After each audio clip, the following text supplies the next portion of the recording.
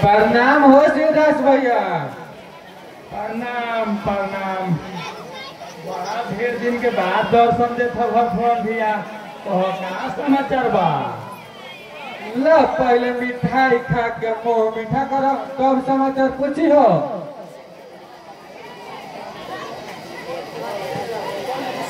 कोना खुशी में मिठाई खियावा तो भगवान भैया।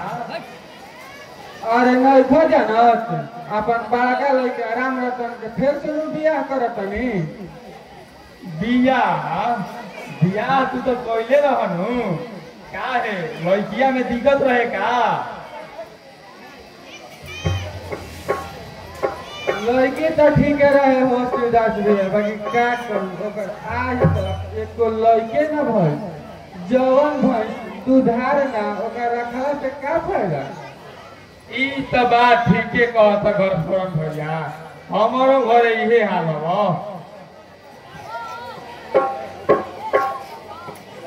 हम सब बात ठीके कही ना हो शिवदास भैया, बाकी हमार नाम घर फोरन कैसे हो गई। सब कोई कहेला तू घर फोरन हवे, तू घर फोरन चला।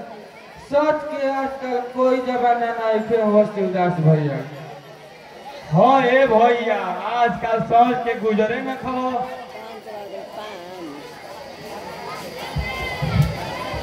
ए शिवदास भैया तू तो जान के जहर खैले हो। तारा तो पहले ही कहले रहे न कि प्रेम बबुआ के बियाह मत कर। तू तो पैसा के लालच में कैले रहनु। अब वो एक कह के तो हम पहचान भाई। तुहार बात मनले रहती तारी दिन ना देखे के पड़ी हमारा। अरे अभी कवन बिगड़ल बा। प्रेम बबुआ के दोसर बियाह कर दम कवन कहीं कि तिल कहारू के कमी बा। अहो ते लक्ष्मी के का होई? ए शिवदास भैया इ लक्ष्मी के मार के घर से निकाल दो। प्रेम बबुआ के दोसर बियाह कर दी हो।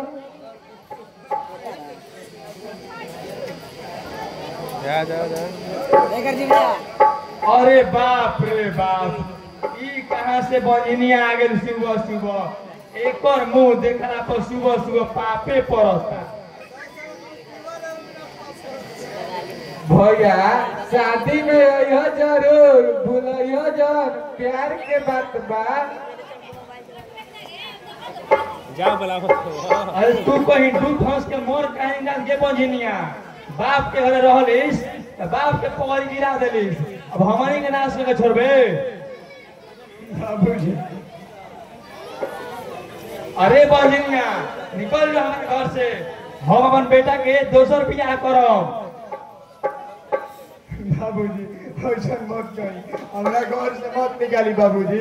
हमरा बहू है।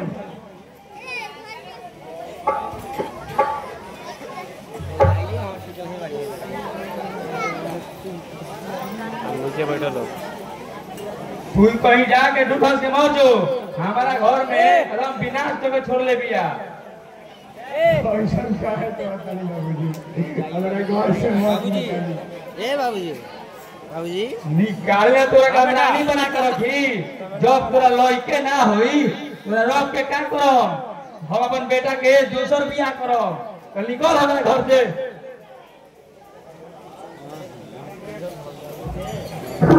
बाबूजी हमरा के मत निकाली बाबूजी। हमरा अपन लड़का के दोसर शादी करने तो कि हमरा घर से मत निकाली। हमरा घर में नौकर बन के रहम बाबूजी। हमारा घर जल्दी निकल। हमरा जिंदगी का सगरा नरिया बा बाबूजी। हमरा घर से मत निकाली। चल निकल भाग घर से भाग। और को ये मत ओइबो करी है तभी ना लइका ले मत ये।